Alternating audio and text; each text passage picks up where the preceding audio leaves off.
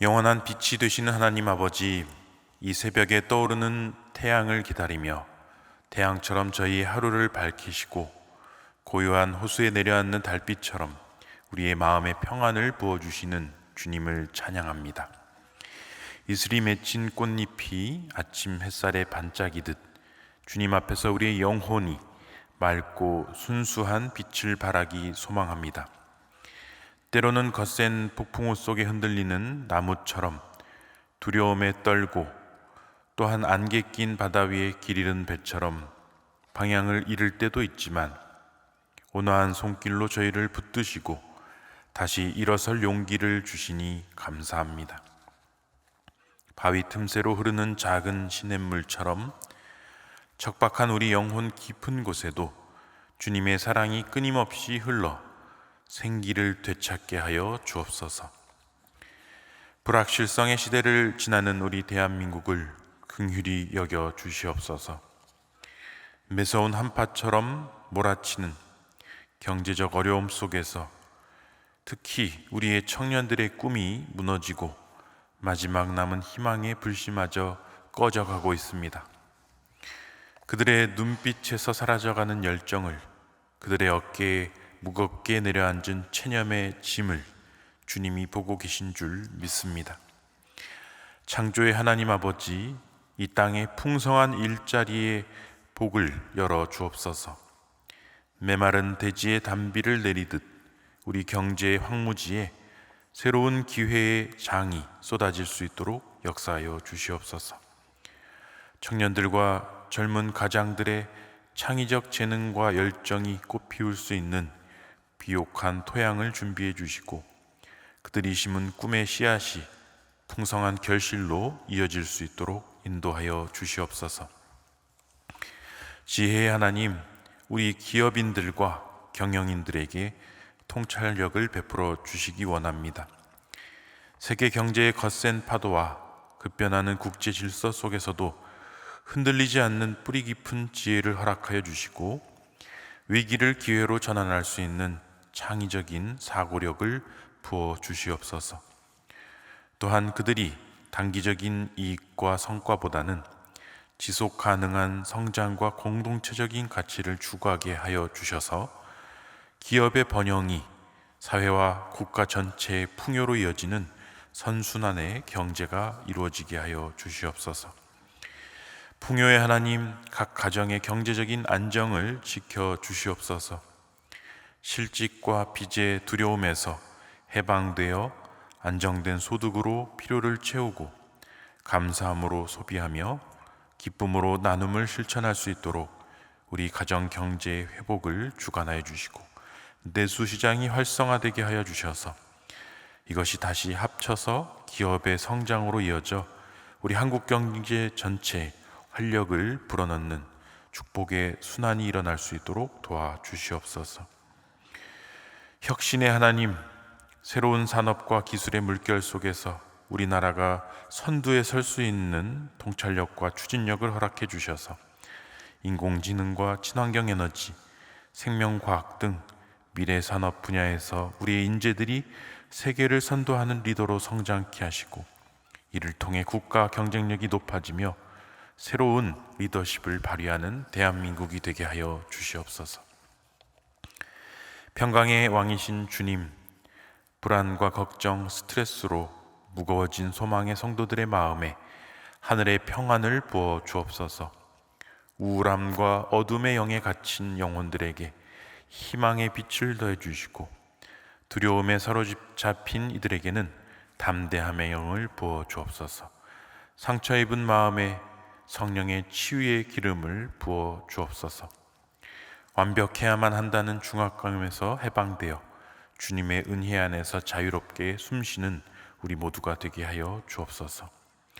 자신과 타인을 향한 용서와 수용의 마음을 허락해 주시고 감사와 기쁨의 태도로 매일매일 살아갈 수 있도록 도와주옵소서. 우리의 생각이 주님의 말씀으로 날마다 새롭게 변화되게 하시고 부정적인 생각, 근심 어린 걱정들은 다 사라지게 하여 주시고 우리의 마음이 믿음, 소망, 사랑의 새로운 시선으로 채워지게 하시고 또한 세상과 사람을 그렇게 바라볼 수 있도록 인도하여 주옵소서. 육체의 질병으로 고통당하는 이들을 긍휼히 여겨 주셔서 주님의 오른팔로 안수하여 주시고 모든 질병의 근원이 치유되게 하여 주옵소서. 그리스도의 자유와 은총으로 강건함을 얻어 독수리 날개쳐 올라감 같이 새 힘 가지고 살아갈 수 있도록 축복하여 주시옵소서. 이제 말씀 앞으로 나아갑니다. 주님이 주시는 새 힘과 능력으로 몸과 마음이 새로워지는 시간 되게 하여 주시고 이 모든 말씀을 통해 오직 주님을 더욱더 사랑하는 우리 모두가 되게 하여 주옵소서. 예수 그리스도의 이름으로 기도합나이다. 아멘. 오늘 우리에게 주신 말씀은 열왕기하 2장 1절에서 14절까지 말씀입니다. 열왕기하 2장 1절에서 14절까지 말씀을 같이 읽겠습니다. 여호와께서 회오리 바람으로 엘리야를 하늘로 올리고자 하실 때에 엘리야가 엘리사와 더불어 길갈에서 나가더니 엘리야가 엘리사에게 이르되 청하건대 너는 여기 머물라 여호와께서 나를 베델로 보내시느니라 하니 엘리사가 이르되 여호와께서 살아계심과 당신의 영혼이 살아있음을 두고 맹세하노니 내가 당신을 떠나지 아니하겠나이다 하는지라. 이에 두 사람이 베델로 내려가니 베델에 있는 선지자의 제자들이 엘리사에게로 나와 그에게 이르되 여호와께서 오늘 당신의 선생을 당신의 머리 위로 데려가실 줄을 아시나이까 하니 이르되 나도 또한 아노니 너희는 잠잠하라 하니라. 엘리야가 그에게 이르되 엘리사야 청하건대 너는 여기 머물라 여호와께서 나를 여리고로 보내시느니라. 엘리사가 이르되 여호와께서 살아계심과 당신의 영혼이 살아있음을 두고 맹세하노니 내가 당신을 떠나지 아니하겠나이다 하니라. 그들이 여리고에 이르매 여리고에 있는 선지자의 제자들이 엘리사에게 나와 이르되 여호와께서 오늘 당신의 선생을 당신의 머리 위로 데려가실 줄 아시나이까 하니 엘리사가 이르되 나도 아노니 너희는 잠잠하라. 엘리야가 또 엘리사에게 이르되 청하건대 너는 여기 머물라 여호와께서 나를 요단으로 보내시느니라 하니 그가 이르되 여호와께서 살아계심과 당신의 영혼이 살아있음을 두고 맹세하노니 내가 당신을 떠나지 아니하겠나이다 하는지라. 이에 두 사람이 가니라. 선지자의 제자 50명이 가서 멀리 서서 바라보매 그 두 사람이 요단가에 서 있더니 엘리야가 겉옷을 가지고 말아 물을 치매 물이 이리저리 갈라지고 두 사람이 마른 땅 위로 건너더라. 건너매 엘리야가 엘리사에게 이르되 나를 내게서 데려감을 당하기 전에 내가 내게 어떻게 할지를 구하라. 엘리사가 이르되 당신의 성령이 하시는 역사가 갑절이나 내게 있게 하소서 하는지라. 이르되 내가 어려운 일을 구하는도다. 그러나 나를 내게서 데려가시는 것을 내가 보면 그 일이 내게 이루어지려니와 그렇지 아니하면 이루어지지 아니하리라 하고 두 사람이 길을 가며 말하더니 불수레와 불말들이 두 사람을 갈라놓고 엘리야가 회오리 바람으로 하늘로 올라가더라. 엘리사가 보고 소리 지르되 내 아버지여 내 아버지여 이스라엘의 병거와 그 마병이여 하더니 다시 보이지 아니하는지라. 이에 엘리사가 자기의 옷을 잡아 둘로 찢고 엘리야의 몸에서 떨어진 겉옷을 주워 가지고 돌아와 요단 언덕에 서서 엘리야의 몸에서 떨어진 그의 겉옷을 가지고 물을 치며 이르되 엘리야의 하나님 여호와는 어디 계시나이까 하고 그도 물을 치매 물이 이리저리 갈라지고 엘리사가 건너니라. 아멘. 오늘 본문은 엘리야의 승천에 관한 내용을 다루고 있습니다. 엘리야의 마지막 장면이죠. 승천이란 죽음을 거치지 않고 몸이 그대로 하늘나라로 올라가는 것을 말합니다. 구약 성경 전체에서 승천에 해당되는 죽음을 맞이한 사람은 둘이 있습니다. 하나는 창세기에 나오는 에녹입니다. 에녹이 300년 넘도록 하나님과 동행했고 하나님이 데려가셨다. 죽었다는 얘기가 안 나오죠. 그리고 엘리야가 또 있습니다.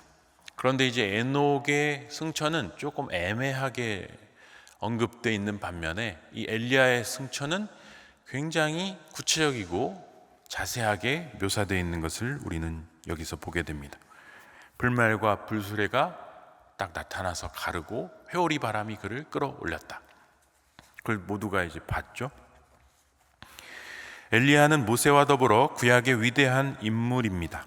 그래서 마태복음 17장에 보면 변화산 사건이 나오는데 예수님이 옷이 아주 휘어져서 그 정상에서 두 사람을 만납니다. 그게 바로 엘리야와 모세였습니다. 모세는 구약의 그 모세 오경, 토라를 대표하는 그런 사람입니다. 엘리야는 그 구약의 선지서들, 수많은 선지서들이 있잖아요. 그 선지자들 전체를 대표하는 인물이 엘리야, 그리고 토라를 대표하는 인물이 모세.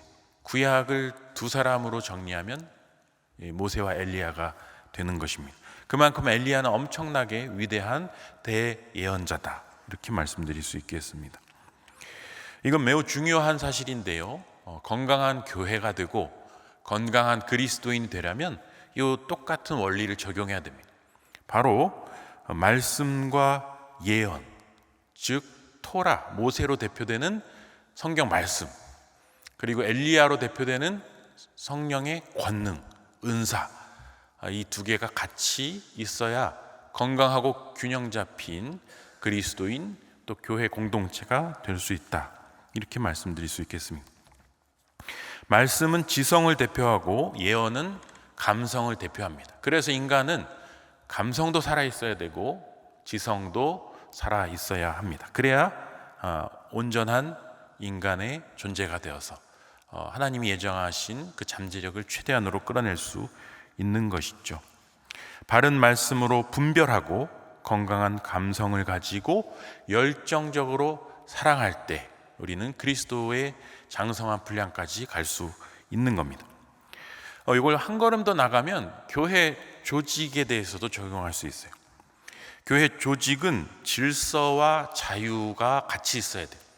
체계와 자유, 그래서 시스템과 창의성이 같이 있어야 한다는 거죠. 규범과 창조적인 변혁, 바로 모세와 엘리야가 그것을 대표하고 있다고 말씀드릴 수 있습니다. 모든 교회 조직은 초창기에는 다이나믹이 넘쳐나요. 엘리야적인 파워풀한 게 넘쳐나게 돼 있습니다.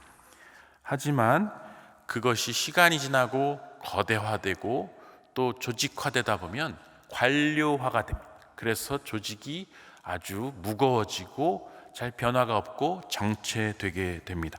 교회만 그런 게 아니라 대기업들도 마찬가지입니다. 국가도 마찬가지. 그런데 그렇게 거대한 조직이 되면 내가 이 조직에 속해 있다는 자부심도 있고 너무 좋은 것들이 많아요. 안락함을 줍니다. 근데 거기에 머무르고 싶은 유혹이 생깁니다. 정체되고 싶고 안주하고 싶은 유혹이 생깁니다.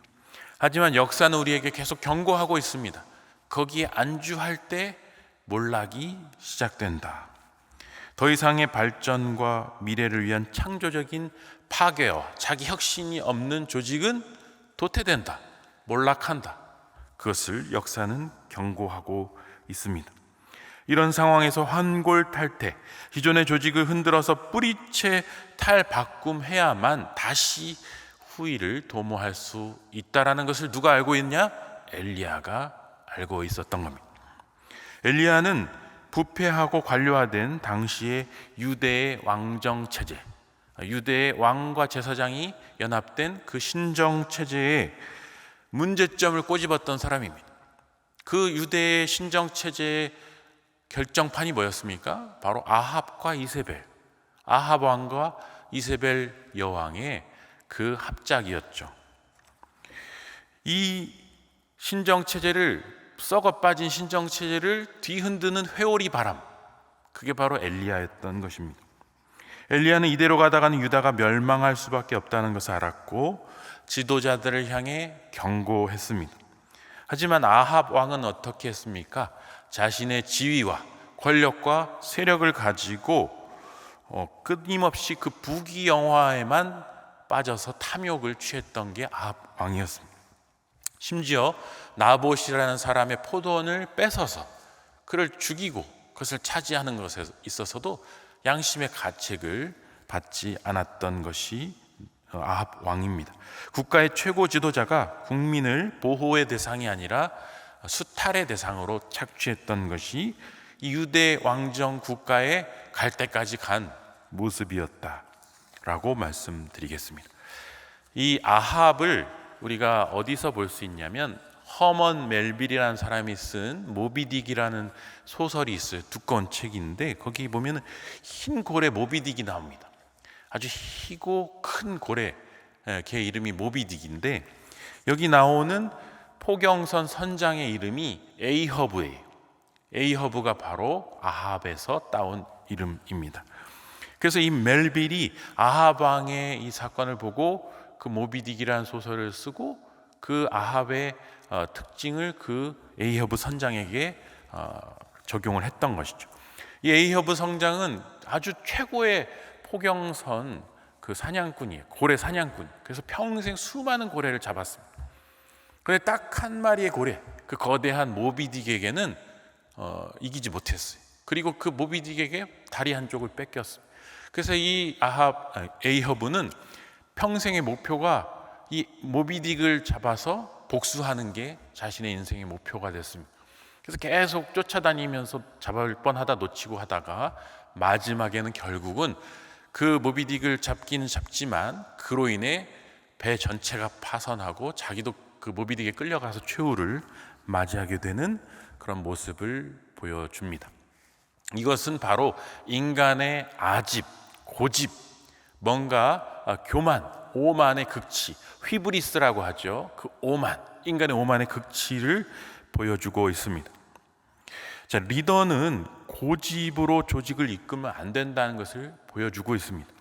리더가 자기 사리사욕을 챙겨서도 안 됩니다. 오직 공교회, 공적 시스템만을 위해서 섬길 때, 그때 이제 모든 조직이 살아날 수 있고 그 배도 침몰하지 않을 수 있다라는 거죠.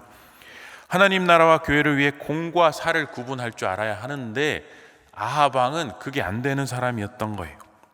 엘리야는 그것을 지적하고 충돌했습니다. 엘리야는 아합과 이세벨과의 충돌에서 너무 힘들어서 차라리 나를 죽여달라고 했던 사람입니다. 그게 엘리야예요. 그는 이 우울과 좌절과 번뇌를 결국 하나님의 도움으로 이겨내고 끝까지 사명을 마쳤습니다.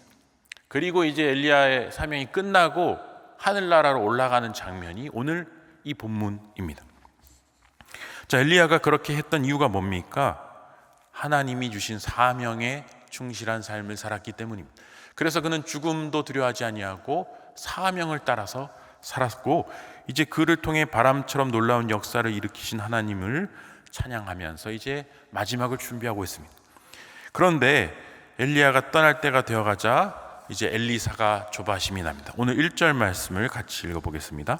여호와께서 회오리 바람으로 엘리야를 하늘로 올리고자 하실 때 엘리야가 엘리사와 더불어 길갈에 나아가더니, 이제 엘리사가 그 뒤를 따라가는데 다 알고 있어요. 오늘 엘리야가 하늘로 올라갈 것을 다 알고 있습니다. 그래서 그의 후계자로 정해진 엘리사는 이제 영적인 욕심이 큰 사람이 어떻게든 엘리야 옆에 붙어서 엘리야의 능력을 받고 싶은 겁니다. 그런데 이제 쭉 우리가 읽었지만 어떻게 됩니까? 엘리야가 나 혼자서 좀 하나님과 교제하고 혼자 올라가고 싶다. 너는 여기 머물러라. 나를 좀 내버려둬라. 거리를 둡니다. 그런데 길갈에서도 엘리사는 내가 맹세하노니 당신 곁을 떠나지 않겠습니다. 그리고 베델에서도 엘리사는 떠나지 않겠습니다. 여리고에서도 엘리사는 저는 못 떠납니다. 끝까지 당신 곁을 지키겠습니다. 그리고 이제 요단강까지 가는 것이죠. 우리 8절 말씀을 읽어보겠습니다. 엘리야가 겉옷을 가지고 말아 물을 치매 물이 이리저리 갈라지고 두 사람이 마른 땅 위로 건너니라. 요단강에 섰는데 요단강에 서서도 엘리사가 계속 따라오니까 이제 드디어 엘리야가 한 가지 보여줘요. 옷을 벗어서 요단강물을 쳤더니 요단강물이 갈라졌다. 여러분, 이거 누가 했던 겁니까? 모세가 홍해 바다를 지팡이로 갈랐죠. 이 요단강은 홍해보단 작은 강이지만 어쨌든 기적은 똑같아요. 이건 뭘 보여주냐면 이 모세와 엘리야가 같은 반열이라는 것을 여기서 확인할 수 있는 겁니다. 자, 그런데 여기서 중요한 단어가 나옵니다. 여기 8절에 마른 땅 위로 건넜다. 마른 땅에 줄을 쳐 주시면 좋을 것 같습니다. 이 마른 땅이 왜 중요하냐면 이 성경에서 바다와 깊은 강은 때로는 악의 세력을 상징합니다. 혼돈의 세력, 흑암의 세력, 깊은 악의 세력을 상징합니다. 그래서 이 바다를 가르고 강을 가른다라는 것은 악의 세력의 중앙을 갈라버리는 것을 말해요. 거기에 나타난 마른 땅이라는 것은 물이 지배할 수 없는, 악의 세력이 지배할 수 없는 그런 안전지대, 하나님의 보호가 임하는 곳. 그래서 다른 성경 용어로 말하면 시온의 대로가 열렸다. 여기 지금 시온의 하이웨이가 열렸다 할 때 그것을 말합니다. 이 마른 땅이 주어진다는 것은 우리의 삶에 때로는 바다의 폭풍과 또 깊은 어떤 수렁 같은 늪 같은 상황들이 우리를 덮칠 때 하나님의 임재가 임할 때는 그런 마른 땅이 우리를 맞이해 줄 것이다. 그 모든 바다가 도망치게 될 것이다. 폭풍이 잠잠해지고 또 그 모든 비바람이 멈추게 될 것이다. 그것을 지금 상징적으로 보여주고 있는 것입니다. 하나님 나라를 위해서 끝까지 헌신했던 이 엘리야는 마지막 길에서도 제자 엘리사에게 이 마른 땅으로 임하신 하나님의 능력을 지금 보여주고 있는 것이라고 말씀드릴 수 있겠습니다. 제자 엘리사는 스승 엘리야가 곧 떠나간다라는 것을 너무 잘 알고 있습니다. 자, 그런데 이제 선생님이 가시기 전에 꼭 받고 싶은 게 있어요. 아까 말씀드린 것처럼. 근데 말을 못 꺼내겠어요. 그런데 이제 엘리야가 먼저 그의 마음을 알고 말을 해줍니다. 우리 9절 말씀 읽어보겠습니다. 건너매 엘리야가 엘리사에게 이르되 나를 내게서 데려감을 당하기 전에 내가 내게 어떻게 할지를 구하라. 엘리사가 이르되 당신의 성령이 하시는 역사가 갑절이나 내게 있게 하여 주시옵소서. 엘리야의 영적인 능력, 아까 제가 모세급이라고 말씀드렸습니다. 성경 전체에서 엘리야는 전체 선지자를 대표하는 사람. 그 엘리야의 2배, 내가 당신의 2배의 영역을 받고 싶다. 욕심이 큰 사람이죠. 그런데 이 2배는 장자의 권한이기도 합니다. 그래서 내가 당신의 모든 제자 중에 최고의 장자가 되고 싶다라는 뜻이기도 해요. 그 2가지 의미가 다 있다고 볼 수 있겠습니다. 자, 거룩한 것을 사모하는 욕심은 좋은 거예요, 여러분. 사모하십시오. 그런데 하나님이 아무한테나 다 주진 않습니다. 왜냐하면 이 복권도 마찬가지고 영적인 축복도 마찬가지인데 그릇이 안 된 사람에게 큰 재물이 주어지면 인생 망치듯이 이 준비가 안 된 사람에게 영적인 복이 너무 많아지면 감당이 안 돼요. 그래서 그 사람이 엇나갈 수도 있기 때문에 하나님은 그 사람이 준비된 그릇이냐 그것을 보시고 그에 걸맞는 능력과 은사를 주시니 걱정 말고 구하십시오. 구하면 하나님이 나의 은사와 그릇을 보시고 주실 것이, 아까 엘리야의 성령의 권능과 모세의 말씀의 지성이 같이 있어야 건강한 교회 공동체 그리스도인이 된다고 말씀드렸죠. 자, 그런데 엘리야가 이렇게 말하죠. 10절 말씀을 같이 읽어보겠습니다. 이르되 내가 어려운 일을 구하는도다. 그러나 나를 내게서 데려가시는 것을 내가 보면 그 일이 내게 이루어지려니와 그렇지 아니하면 이루어지지 아니하리라 하고. 이게 맞는 게 엘리야 자기가 주는 게 아니거든요. 그리고 아까 말씀드린 것처럼 엘리사의 그릇이 준비가 됐는지 안 됐는지 그건 엘리야는 모릅니다. 그러나 한 가지 말할 수 있는 것은 내가 올라가는 것을 네가 보면 그 축복을 받을 것이고 그게 아니고 하나님이 너를 분리시키면 못 받는 거야. 그런데 어떻게 됩니까? 엘리야가 올라가는 승천하는 장면을 엘리사가 직접 봅니다. 그러니까 우리는 그가 2배의 영역을 받았을 것이라고 추론할 수 있겠습니다. 엘리사는 그것을 보고 내 아버지여 내 아버지여 이스라엘의 병거와 그 마병이여라고 탄식합니다. 추도하는 거죠. 사랑하는 스승님이 올라갔으니까. 그리고 이 스승님이 간 거에 대해서 내가 이제 부담이 크잖아요. 내가 이 일을 해야 되니까 이스라엘 병과 마병이 올라간 거에 탄식하지만 다시 곧바로 수습합니다. 어차피 준비된 이별이고 영광스러운 이별이니까요. 그리고 중요한 게 있습니다. 그게 바로 우리 14절 말씀 같이 읽어보겠습니다. 엘리야의 몸에서 떨어진 그의 겉옷을 가지고 물을 치며 이르되 엘리야의 하나님 여호와는 어디 계시나이까 하고 그도 물을 치매 물이 이리저리 갈라지고 엘리사가 건너니라. 자, 엘리야의 승천하면서 떨어진 겉옷을 이제 취했다라는 것은 그 신앙과 그 능력이 계승된 거예요. 계승됐는데 그래서 그걸 한번 쳐봅니다.